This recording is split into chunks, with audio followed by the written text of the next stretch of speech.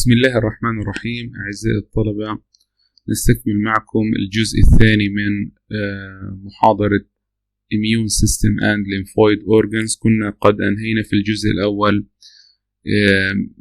بعض المعلومات المتعلقة بالimmune system and types of immune responses, innate and adaptive immunity, humoral and cell-mediated immunity.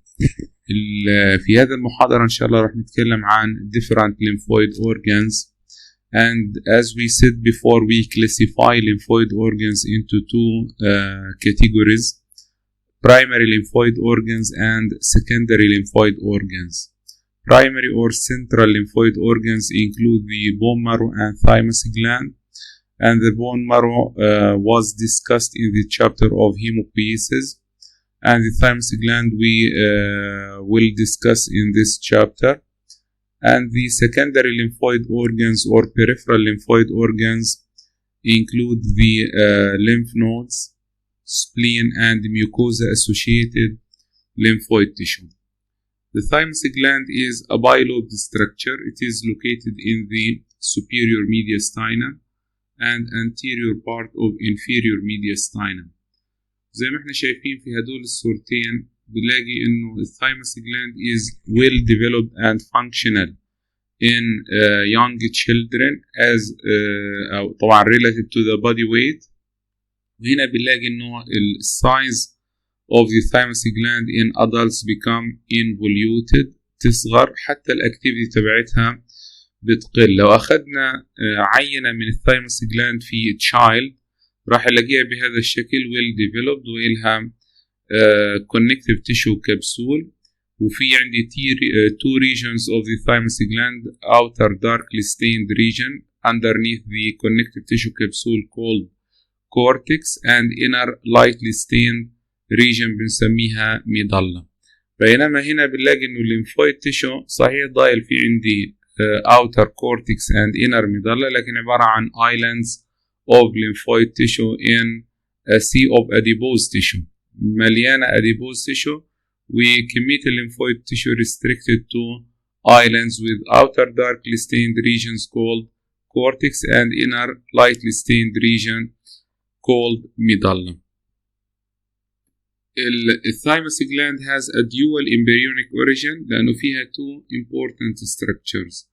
الستراكشر الأولاني هو الثايميك epithelial cells، وهذه الثايميك epithelial cells developed from the third pair of pharyngeal pouches، وهذا عبارة عن endoderm.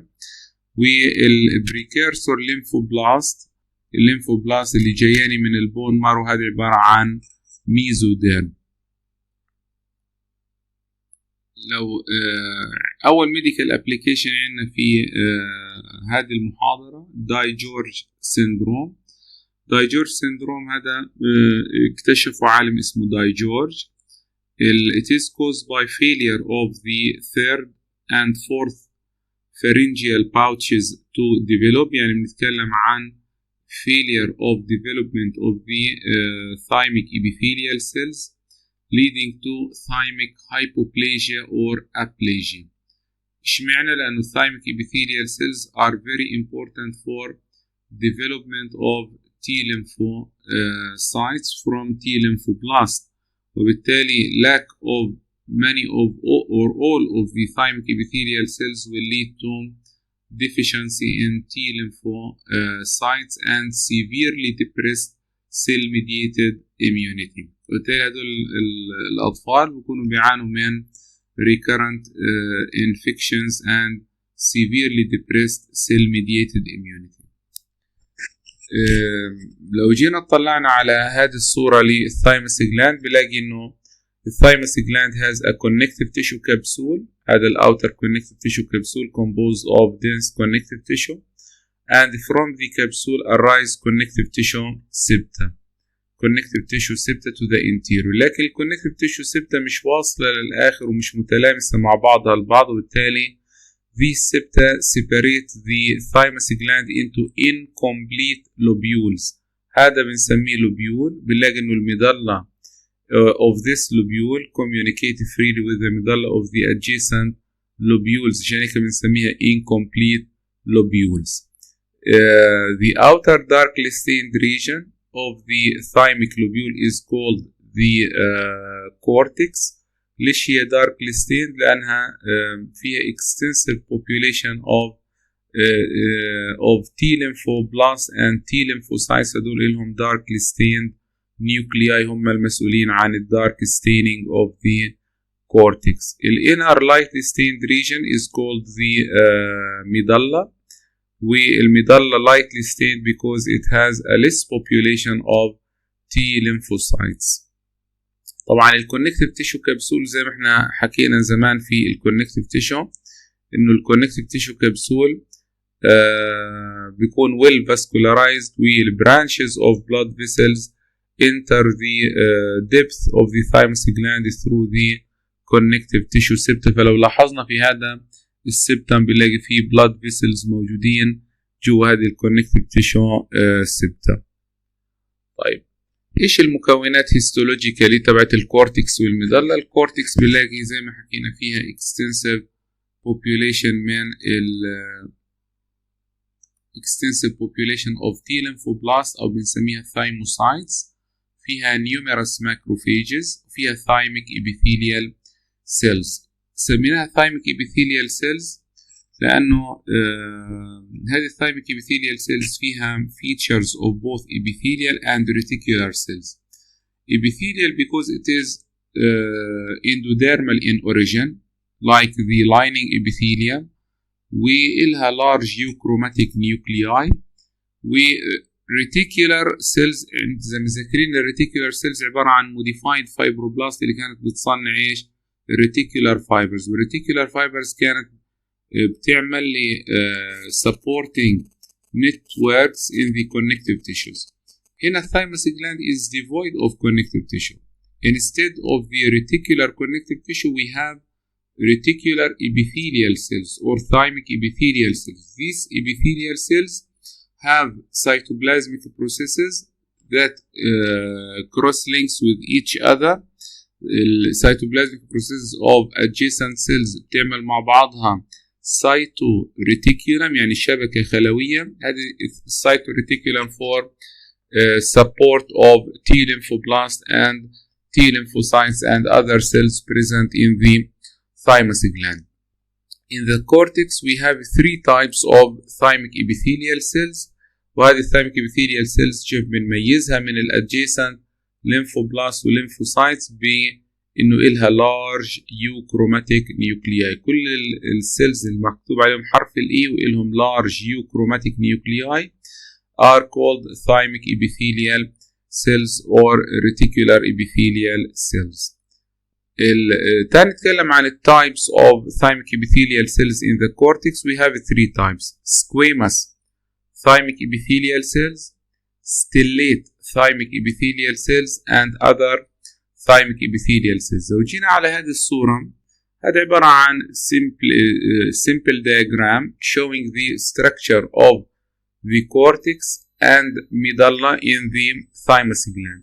لأن هاي الكونكتيف تيشو كبسول موجود معطينه رقم 1، وهي الكونكتيف تيشو سبتة جواها blood vessels. أول نوع من الثايميك epithelial cells بنسميها squamous thymic epithelial cells، وهذه squamous cells lining the connective tissue capsule and the connective tissue septa. هذه cells together with the basal laminae of the blood vessels and the endothelial cells of the blood vessels form what is called thymic blood barrier. The thymus blood barrier is composed of، وجينا طلعنا على هذا الدياجرام showing a blood capillary. blood capillary هذه عبارة عن endothelial cells of this capillary. طبعا نوع الكابيلاري هنا continuous capillary. endothelial cells have many tight junctions and without fenestrations.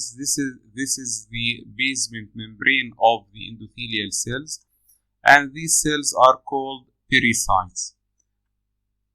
بعد كده بتيجي في عندي perivascular connective tissue containing macrophages، and بعد كده بتيجي عندي layer من squamous thymic epithelial cells مع البيزمنت membrane تبعها. هدول ال 3 components form what is called thymus blood barrier، عبارة عن capillary wall endothelial cells و basement membrane و pericytes، بعد كده perivascular connective tissue intervening macrophages and finally epithelial reticular cells اللي هي السكويموس thymic epithelial cells. إذا احنا شايفين بنلاقي إنه البلاد thymus barrier بيفصل البلاد in the lumen of the capillaries in the connective tissue septa from the T lymphoblast and developing T lymphocytes in the cortex. أهمية الثايموس blood barrier to prevent unregulated exposure of T lymphoblast and developing T lymphocytes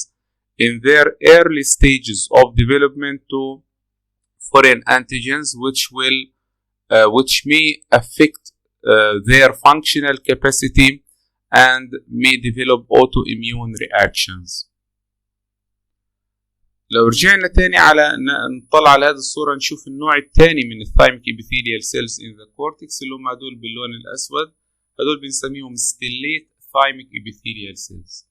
These stellate thymic epithelial cells have many cytoplasmic processes that form together what is called cytoreticulum، يعني إلها شبكة خلوية. الcytoreticulum support T lymphoblast and macrophages and other cells in the cortex of the thymus gland. آخر نوع في الآخر اللي هو هذا النوع اللي بيجي between the cortex and the medulla بنسميه other thymic epithelial cells in the cortex, and these cells form a layer of what is called corticomedullary junction. هان عبارة عن junction between the cortex and medulla. layer منه عبارة عن cortical thymic epithelial cells and the second layer الخلايا اللي لونها blue هنا اللي هي second layer of corticomedullary junction. الstellate thymic epithelial cells تتميز أيضا أنه هي antigen presenting cells expressing both MHC class 2 and class 1, and they secrete numerous cytokines that regulate T cell development، وبالتالي بنعتبر انه إلها endocrine functions. هنا نفس الصورة اللي فاتت بس حطينا ايش الليمفوبلاست والليمفوسايتس في الصورة عشان نورجيك قديش عاملة الثايميك epithelial cells أهميتها في development and support of the T lymphoblast and developing T lymphocytes. لو جينا اطلعنا على هذا الدياجرام showing the stellate thymic epithelial cells having large euchromatic nuclei and cytoplasmic processes that interdigitate with the cytoplasmic processes of adjacent thymic epithelial cells to form cytoreticulum for support of T lymphoblast and developing T lymphocytes and macrophages. Adjacent cytoplasmic processes are joined together by desmosomes and other types of tight junctions. The thymic medulla contains mature lymphocytes اللي صارت fully functional and well developed, and another 3 types of medullary thymic epithelial cells. One type حكينا عنه اللي هو second layer of corticomedullary barrier. السكند تايب عبارة عن cytoreticulum that supports T lymphocytes, dendritic cells and macrophages, and expresses many specialized proteins specific for the cells of other organs. إيش معنى هذا الكلام؟ إنه هذه الثايميك epithelial cells in the medulla express self antigens لأنه proteins specific for the cells of other organs. نتكلم عن السيلف antigens تبعت كل الجسم.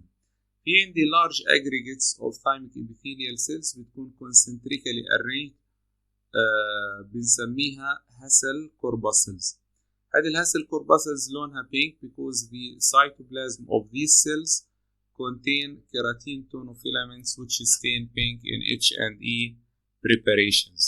الهاسل corpuscles secrete cytokines for development of or for regulating the activity of dendritic cells and for promotion of development of regulatory T lymphocytes. إيش regulatory T lymphocytes؟ regulatory T lymphocytes هذه المسؤولة عن what is called peripheral immune tolerance، لأنه المين function of the thymus gland is the central immune tolerance. إيش central immune tolerance؟ to produce functional T lymphocytes non-reactive to self antigens وبالتالي guard against autoimmunity. طب الآن هذه السيلز أوكي تمام أنتجت من الثايموس جلاند functional و non-reactive to self antigens. من يضمن إنه في البريفرال circulation يصير فيها some sort of mutation and show reactivity against self antigens? The presence of regulatory T lymphocytes in the peripheral blood. Once T lymphocytes show reactivity to self antigens, these regulatory T lymphocytes secrete inhibitory factors that suppress the activity of these self-reactive T lymphocytes. هذه الهسل corpuscles unique and specific for the thymus medulla. مجرد ما أشوفها بقول 100% هذه عبارة عن section from the thymus medulla. برضو السيلز of هسل corpuscles زي ما حكينا هي عبارة عن large corpuscles و well conspicuous والsize أو diameter تبعها reaches up to 100 micrometer.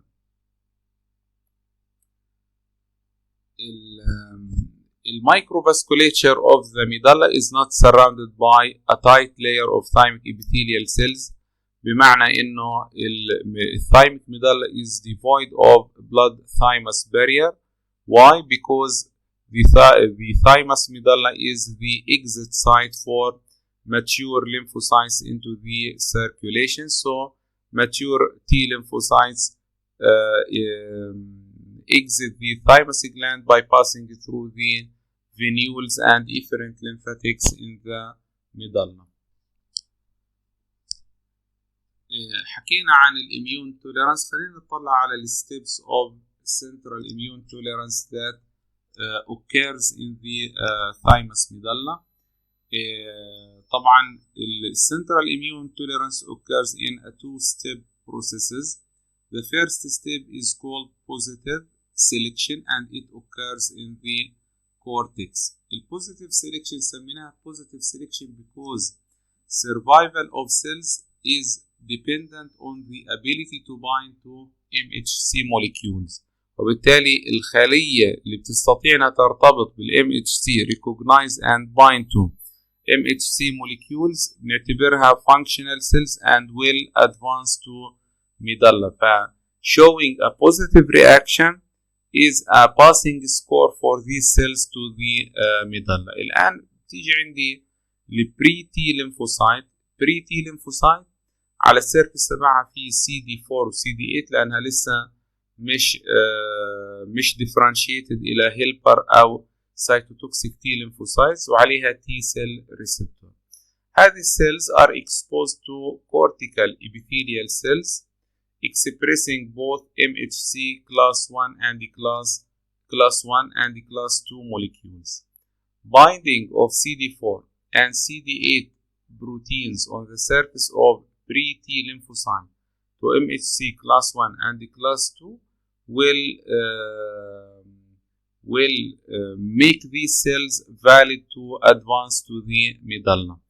Binds to MHC molecule, yes, survive and advance to medulla. إذا no, إذا die by apoptosis لأنه تعتبر هذه السيلز non-functional cells. في الميدالا في second step of central immune tolerance بنسميها negative selection. ليش سميناها negative؟ negative لأنه survival of the cells is dependent on not recognizing self antigen. الخلية اللي مش راح تعمل recognition of self antigen negative يعني will survive and advance to the peripheral circulation. الخلية اللي راح تظهر reactivity to self antigen will die by apoptosis. النيجاتيف سيلكشن لبري تي lymphocyte بالسي دي 4 والسي دي 8 والتي سيل ريسبتور. الآن النيجاتيف سيلكشن اختبار لمين؟ اختبار للتي سيل ريسبتور. الآن تيجي الدندريتك سيلز الموجودة في الميدالا expressing برضه both MHC class 1 and class 2. class 1 لأنها nucleated cell و class 2 لأنها antigen presenting cell. و both classes على السيرفس تبعهم في عندي ايش؟ في عندي self antigens. هذه السيلف انتيجنز بنلاقي انه السي دي 4 والسي دي 8 ريكوجنايز ام اتش سي كلاس 1 و 2. هذه تاكدنا منها الخطوه في البوزيتيف سيلكشن.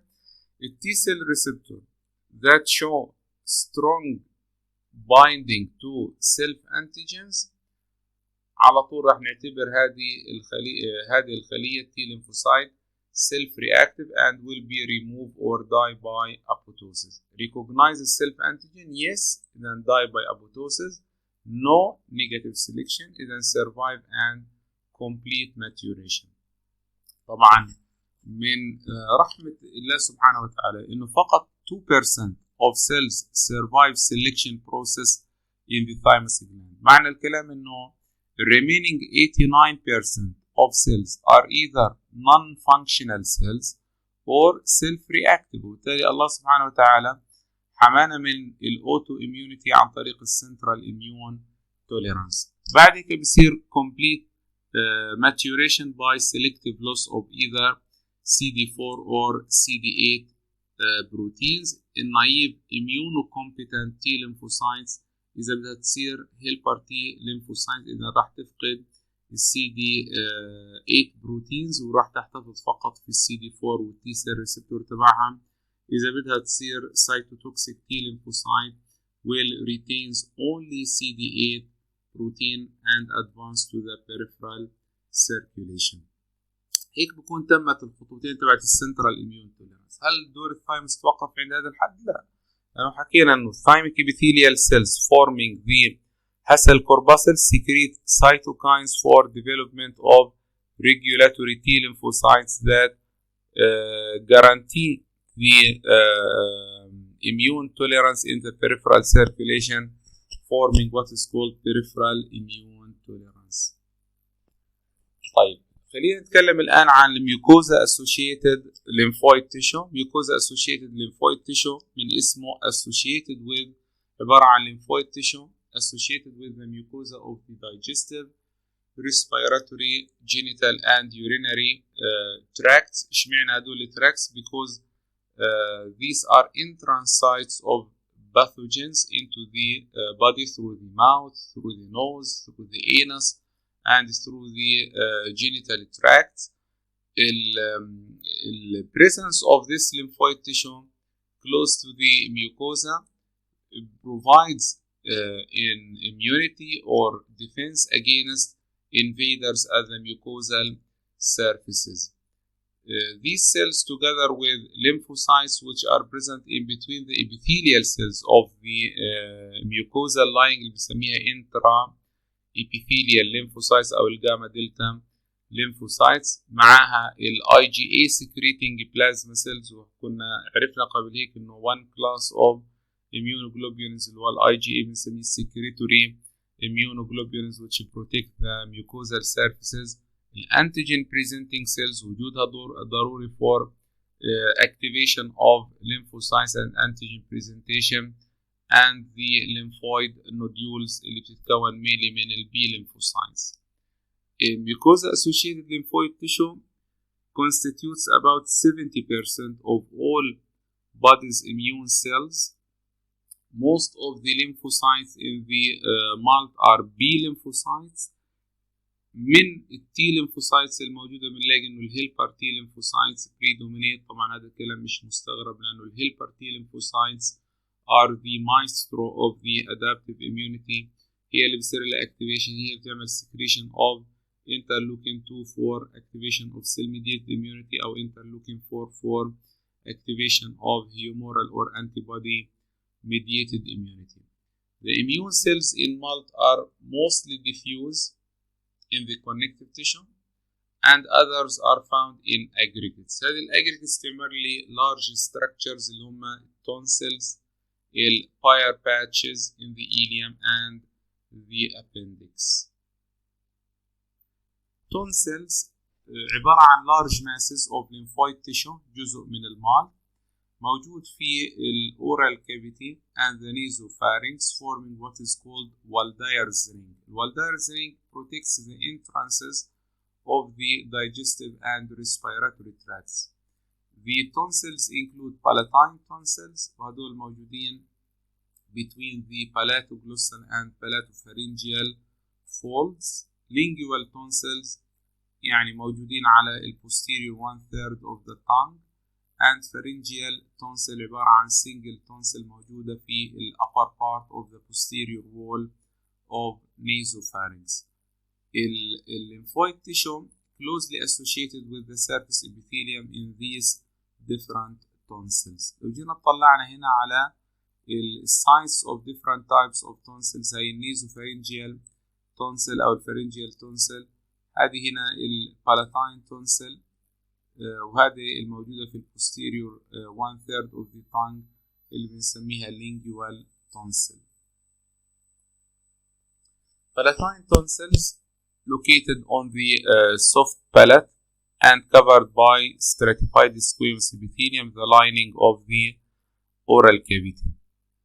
The surface area is enlarged with 10 to 20 deep invaginations or tonsillar crypts. لو جينا طلعنا على هذه الصورة بنلاقي هاي السيرفس epithelium. السيرفس epithelium بفوت لجوا هيك وبيرجع يطلع تاني. إذا بيعمل لي deep invagination بنسميه tonsillar crypt. أهمية الtonsillar crypt to increase the surface area. الابيثيليوم ايش نوعه؟ stratified squamous epithelium non keratinized. تحت الابيثيليال لايننج على طول بلاقي في عندي lymphoid nodules. هدول lymphoid nodules هم اللي بيكونوا لي البالاتاين تونسل. هذه lymphoid nodules are formed mainly of B lymphocytes. بعض lymphoid nodules بلاقي لها germinal center والgerminal center يعني انه هذه عبارة عن ايش؟ عبارة عن secondary lymphoid nodules or active lymphoid nodules لأنه الgerminal center indicates proliferation of B lymphocytes and formation of plasma cells. معنى الكلام إنه هذه lymphoid nodules encountered with foreign antigens. على طول تحت lymphoid nodules بلاقي connective tissue capsule. عشان كده أنا بعتبر البالاتاين tonsil إيش؟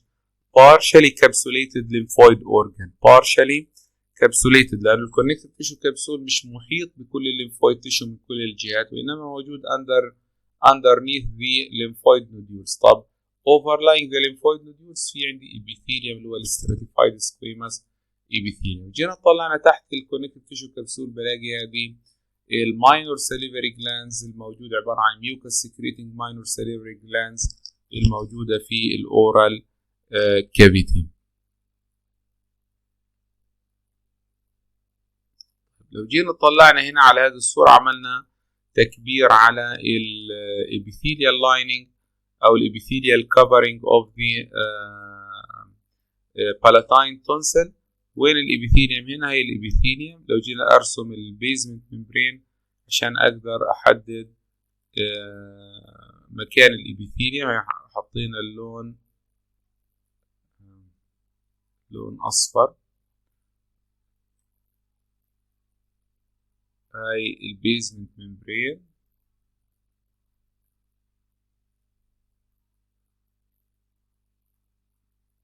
هاي البيزمنت ممبرين. كل المنطقة اللي هنا في هذه المنطقة عبارة عن إيش؟ عبارة عن epithelium. بلاقي among the epithelial cells في عندي lymphocytes هذه اللي بنسميها intra epithelial lymphocytes وهي مكان tonsillar crypt وهذا ال cavity of the crypt.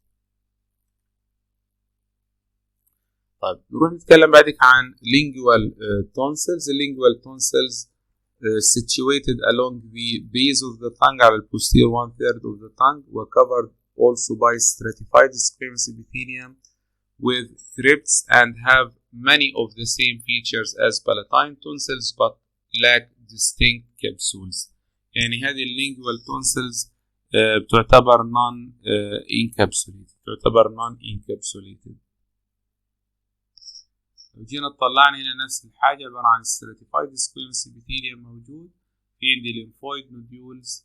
هاي lymphoid nodules موجودة وبعض النوديولز إلها germinal center indicating activity لكن ما فيش عندي إيش connective tissue كبسول. في عندي هنا minor salivary glands، وفي عندي هنا skeletal muscle fibers of the tongue. إذا اللينجوال تونسل نفس التركيب تبع البالاتاين تونسل، بس الخلاف الوحيد إنه مفيش عندي distinct connective tissue كبسول. pharyngeal tonsil عبارة عن single tonsil موجودة في ال upper part of the posterior wall of the nasopharynx, covered by the epithelium of the respiratory tract with pseudostratified ciliated columnar epithelium with goblet cell, and has a thin underlying capsule نعتبرها partially encapsulated. The mucosa فيها diffuse lymphoid tissue and lymphoid nodules and show shallow infoldings، لكن ما فيش الترو كريبس اللي شفتها في اللينجوال and palatine tonsils. لو جينا طلعنا على هذه الفارنجيال تونسل بلاقي الفارنجيال تونسل إلها covering epithelial والسودو stratified ciliated columnar epithelium with goblet cells. في عندي lymphoid nodules موجودة، في عندي diffuse lymphocytes برضو، ولو كبرنا الصورة أكثر بلاقي very thin connective tissue كبسول. إذا هنا ظهر عندي فكرة المقارنة بين الثايموس جلاند ك completely encapsulated lymphoid organ والبالاتاين والفارنجيال tonsils ك partially encapsulated والlingual tonsil ك non encapsulated lymphoid organ. So we can classify lymphoid organs into another 3 categories: completely encapsulated, partially encapsulated, and non-encapsulated. كassignment لهذه المحاضرة بدنا نعمل classification، تسموني classification of lymphoid organs into central and peripheral، هي واحد. رقم 2 classification of lymphoid organs according to the presence or absence of connective tissue capsule. بعد ما نخلص كل الليمفويد organs بيظهر معنا مين هم الفولي encapsulated، مين هم البارشال encapsulated، مين هم non encapsulated lymphoid organs. medical application للتونسلز اللي هو inflammation of the tonsils or what is called tonsillitis. وعن tonsillitis أو التهاب اللوزتين more common in children than adults. ليش؟ لأنه children لسه يعني يدوم بيتعرفوا على الفورين antigens، فكل شوية بيصير عندهم infection في التونسلز and inflammation enlargement of the tonsils and the draining lymph nodes اللي هي jugulo digastric lymph nodes. لما نحكي عن الأكيوت تونسيلايتس احنا بنقصد غالبا البالاتاين tonsils، لكن ممكن يصير عندي chronic inflammation of the pharyngeal lymphoid tissue and tonsils forming or leading to hyperplasia and enlargement, and this enlargement in the pharyngeal tonsil is called adenoids. هذه الادينويدز اللي هي اللي بسموها اللحمية، مش لحمية الأنف وإنما لحمية الحلق. هذه الادينويدز كونه النيزوفارينجيال تونسل تقع في ال upper part of the posterior wall of the nasopharynx وعلى جانبيها ال openings of the eustachian or auditory tubes.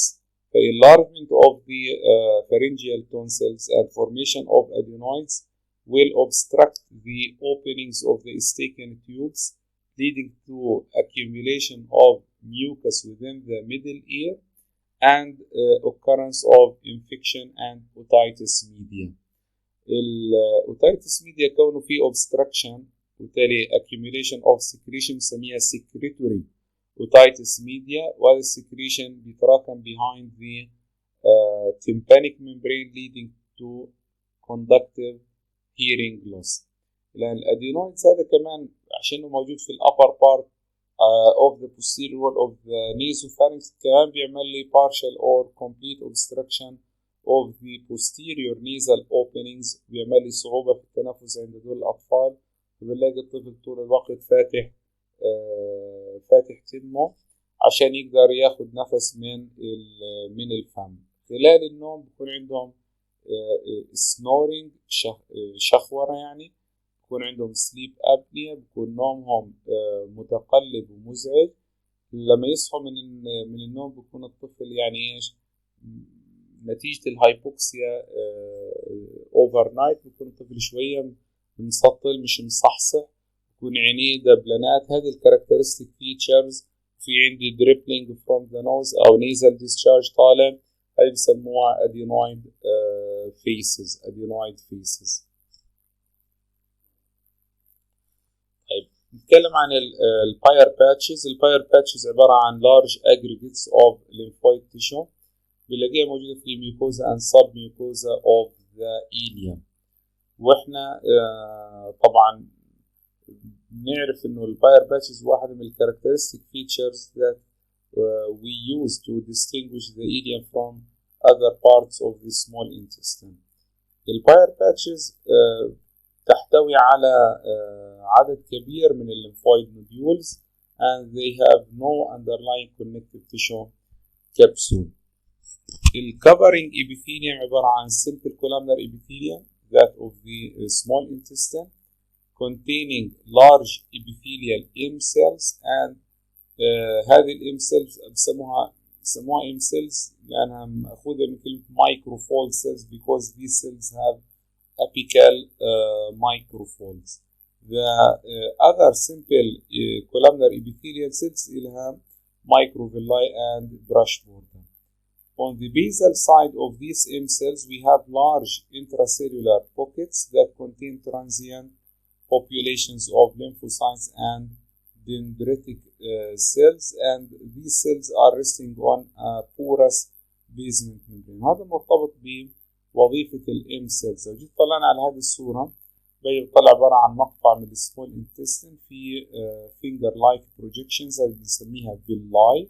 تحت الفيلاي بلاقي مباشر في عندي lymphoid nodules. إذا 100% طالما فيلاي إذا small intestine. تحتيها في lymphoid nodules. إذا قولا واحدا هذه عبارة عن slide from the ileum. مفيش عندي underlying connective tissue capsule separating these lymphoid nodules from the other tissues of the ileal wall.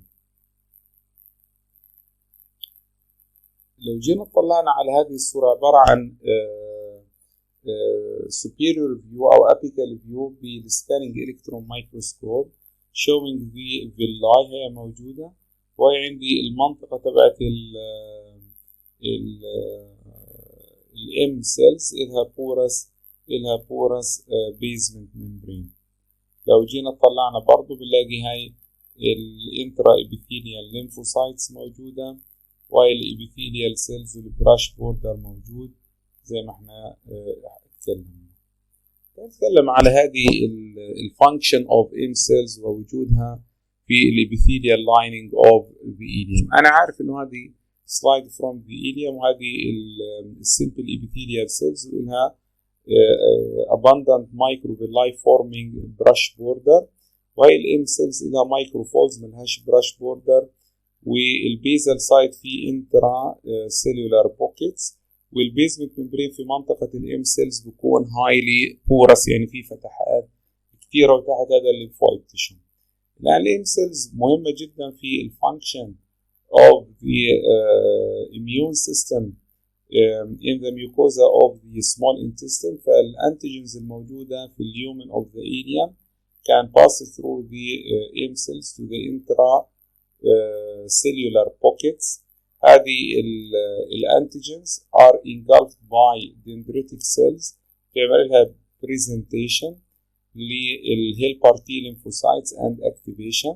هذا الاكتيفيشن كونه هذا free antigen، هذا الاكتيفيشن بيخلي الهيلبر تي lymphocytes تفرز interleukins for activation, proliferation and differentiation of B lymphocytes to form IgA. ال IgA هنا ال IgA بيعدي من خلال ال epithelial cells اللي بتعطيه secretory components وبيفرز على السيرفيس of the columnar epithelial cells to attack and get rid of the invading antigen.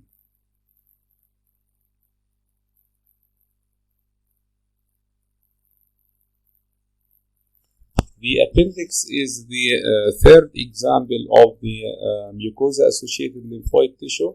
وإحنا بنعرف إنه الأبندكس عبارة عن blind ended tube evaginating from the cecum. إلها layers of إلها mucosa, submucosa, muscularis وإلها serosa. The mucosa of the appendix almost completely filled with lymphoid tissue لدرجة إنه الليمفويد تيشو الموجود يعني كتير عامل effacement of the glands الموجودة في الابندكس. لو جينا اطلعنا على سلايد من الابندكس at low magnification بلاقي هدول الانفاجينيشنز عبارة عن appendiceal glands وتحتيها هي الليمفويد تيشو موجود. برضو هنا الليمفويد nodules are not lined with a connective tissue capsule. لو جينا اوكي طبعا لليومن اوف ذا appendix في normal bacterial flora. هذه البكتيريا flora very important for preventing diseases caused by pathogenic bacteria. سيد الطلبة، إلى هنا ينتهي الجزء الثاني من محاضرة Immune System and Lymphoid Organs. إلى اللقاء في الجزء الثالث والأخير من المحاضرة. هنتكلم فيه عن الليمف نودز and spleen. إلى اللقاء وبالتوفيق إن شاء الله.